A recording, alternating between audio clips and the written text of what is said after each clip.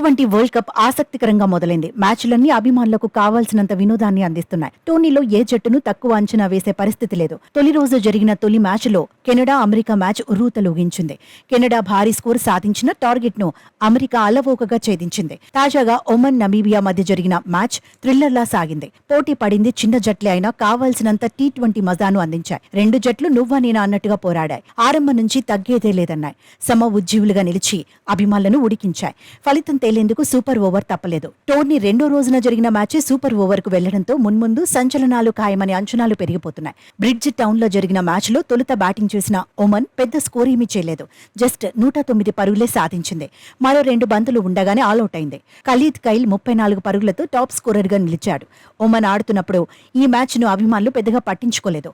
Namibia batting పైన పెద్దగా focus చేయలేదు. అయితే టార్గెట్ చేజ్ లో నమీబియా కూడా రెగ్యులర్ గా వికెట్లు కోల్పోయింది. జాన్ ఫ్రైలింగ్ ఒక్కడే పోరాటం చేశాడు. 45 పరుగులతో పర్వాలేదనిపించాడు. సరిగ్గా 20 ఓవర్లలో నమీబియా కూడా 109 పరుగులే చేసింది. దీంతో మ్యాచ్ సూపర్ ఓవర్ కు వెళ్లింది. అభిమానుల చూపు ఒక్కసారిగా ఈ మ్యాచ్ వైపు మళ్లింది. సూపర్ ఓవర్లో నమీబియా 21 పరుగులు సాధించింది. 22 పరుగుల లక్ష్యంతో బరిలో దిగిన ఒమన్ 10 పరుగులకే పరిమితమైంది. దీంతో ఉత్కంఠ పోర్లో నమీబియా విజయం సాధించింది. T20 వరల్డ్ కప్ లో పాయింట్ల ఖాతా తెరిచింది. గయానాలో జరిగిన మరో మ్యాచ్లో వెస్టిండీస్ ను పుపువా న్యూగినియా బెంబేలెత్తించింది. 2 సార్లు వరల్డ్ ఛాంపియన్ గా నిలిచిన జట్టుకు చెమట్లు పట్టించింది. గయానాలో ఆతిథ్యం జట్టును చివరి వరకు ఆడేసుకుంది. హాట్ ఫేవరెట్ గా దిగిన కరేబియన్ జట్టుపై ఒత్తిడి పెంచి స్టామినా చూపించింది. ఈ మ్యాచ్ లో తొలుత బ్యాటింగ్ చేసిన పుపువా న్యూగినియా 20 ఓవర్లలో 8 వికెట్లకు 136 పరుగులు సాధించింది. 50 పరుగులతో సెసే బాపో ఆకట్టుకున్నాడు.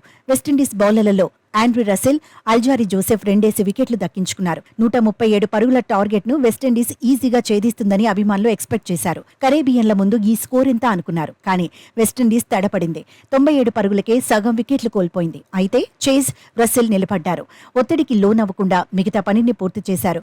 వరల్డ్ కప్ లో సంచలనం నమోదవకుండా చూసుకున్నారు. మరో 6 బంతులు ఉండగానే విండీస్ ను గెలిపించారు.